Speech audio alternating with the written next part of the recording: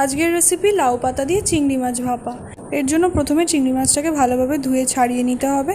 তারপরে নুন, হলুদ গুঁড়ো, জিরে গুঁড়ো দিয়ে তার সাথে পেঁয়াজ বাটা, আদা বাটা, সর্ষে পোস্ত আর শুকনো লঙ্কা বাটা আর সর্ষের তেল দিয়ে ভালোভাবে মাখিয়ে নিতে হবে।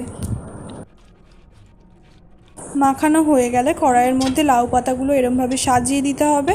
তারপরে তার মধ্যে এই মাখাটা দিয়ে দিতে হবে। এরপর এর উপরে টমেটো কুচি আর লঙ্কা কুচি ছড়িয়ে দিয়ে তার উপরে লাউ পাতা দিয়ে ভালোভাবে ঢেকে দিতে হবে।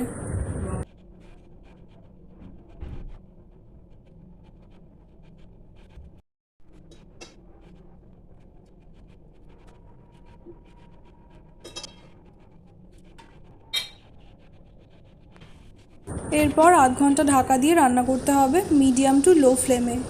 ব্যাস তৈরি হয়ে যাবে লাউ পাতা দিয়ে চিংড়ি মাছ ভাপা। তারপর নামিয়ে পরিবেশন করুন গরম গরম ভাতের সাথে। রেসিপিটা ভালো লাগলে লাইক, শেয়ার আর সাবস্ক্রাইব করতে ভুলবেন না।